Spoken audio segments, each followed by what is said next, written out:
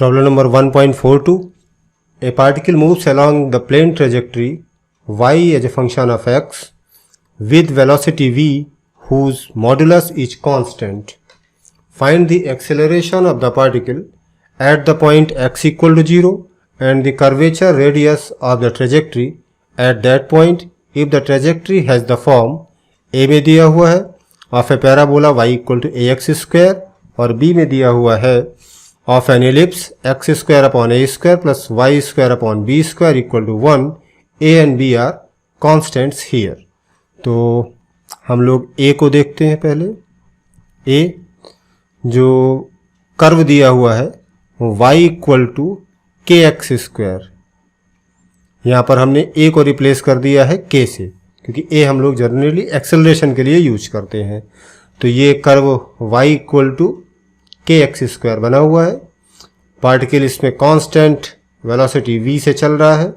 अब पार्टिकल की वेलोसिटी का मैग्नीट्यूड अगर कांस्टेंट है तो निश्चित रूप से हम लोग पहली बात ये समझ लें कि टेंजेंशियल एक्सेलरेशन जीरो होगा. दैट मीन्स पार्टिकल का जो भी एक्सेलरेशन या कहते हैं टोटल एक्सेलरेशन होगा वो सिर्फ नॉर्मल एक्सेलरेशन ही होगा. तो देखते हैं इस y equal to K X square, इसको डिफ्रेंशिएट करें हम टाइम के रिस्पेक्ट में, तो हमें मिल जाएगा dy by D T is equal to 2k x dx by D T. Acceleration की बात पूछी गई है तो एक बार और टाइम के रिस्पेक्ट में डिफ्रेंशिएट करते हैं इसको. हमें मिलेगा d2y by D T square this is equal to 2k first function x differentiation of second d2x by D T square plus second function into differentiation of first dx by D T whole square. ये अब at x is equal to 0, तो x equal to 0 पर हम देखेंगे कि dx by D T जो है वो v है. यहाँ पर x इक्वल टू 0 पर सारी की सारी वेलोसिटी ये टेंजेंट x डायरेक्शन में है, तो x इक्वल टू 0 पर हम लिख दें dx by D T is equal to v. और दूसरी चीज हम देख रहे हैं कि जो एक्सेलरेशन है उसका कोई टेंजेंशियल कंपोनेंट नहीं है, तो that means x equal to 0 पर d2x by D T square this is equal to 0. और साथ ही साथ ये बात हम पहले ही कह चुके कि a total is equal to a N normal, और उसकी वैल्यू है यहाँ पर d2y by D T square. तो हम लोग लिख लें this is equal to d2y by D T square.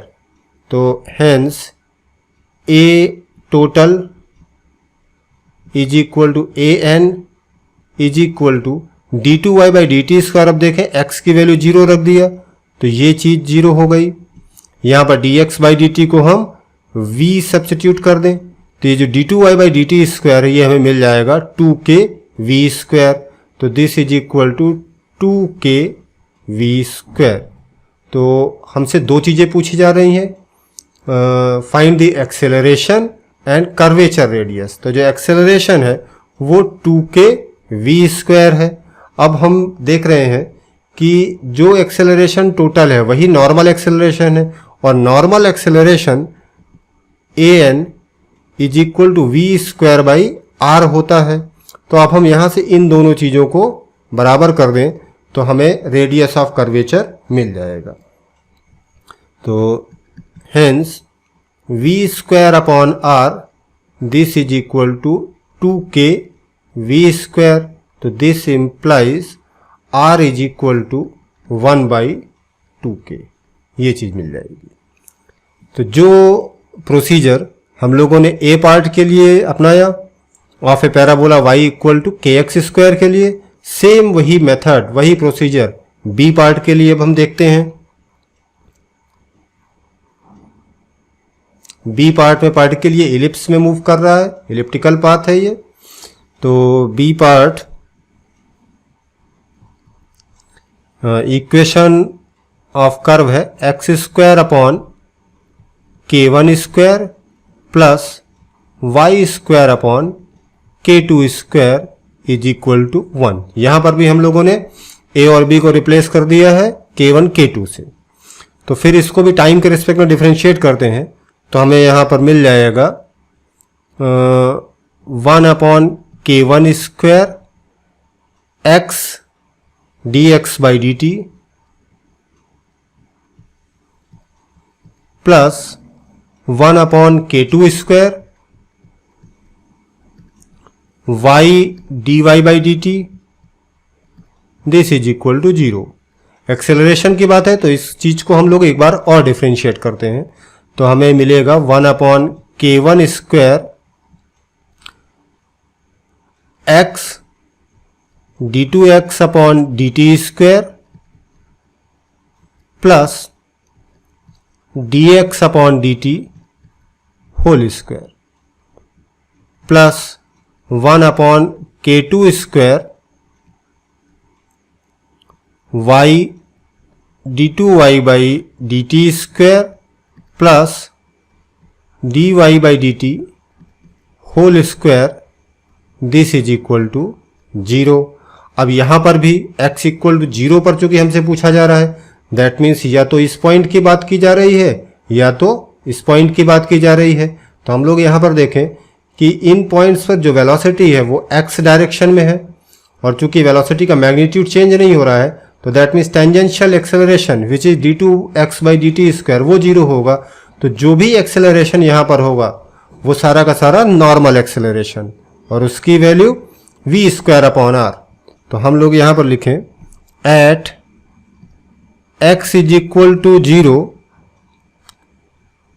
dx by dt, velocity का x कंपोनेंट, तो टोटल वेलोसिटी x डायरेक्शन में ही है तो हम लिखें प्लस माइनस v। इस पॉइंट पर plus v positive x direction में है और इस पॉइंट पर minus v negative x direction में। d2x बाई dt स्क्वायर हम लोग पहले ही डिस्कस कर चुके, दिस इज 0 और साथ ही साथ dy by dt this is also 0। क्यों? क्योंकि यहां पर सारी वेलोसिटी देख रहे हैं x डायरेक्शन में है तो वेलोसिटी का कोई y कंपोनेंट है नहीं तो dy बाई dt भी 0 होगा और जो टोटल एक्सेलरेशन है उसकी वैल्यू नॉर्मल एक्सेलरेशन के बराबर होगी और वो किस डायरेक्शन में, रादर उसका जो मैग्नीट्यूड है वो क्या है d2y बाई dt स्क्वायर। तो हम लोग लिख लें a total is equal to a n, इसको हम लोग v स्क्वायर बाई r भी लिख सकते हैं and this is equal to d2y by dt square. तो यहां से हमें मिल जाएगा total acceleration, hence a total.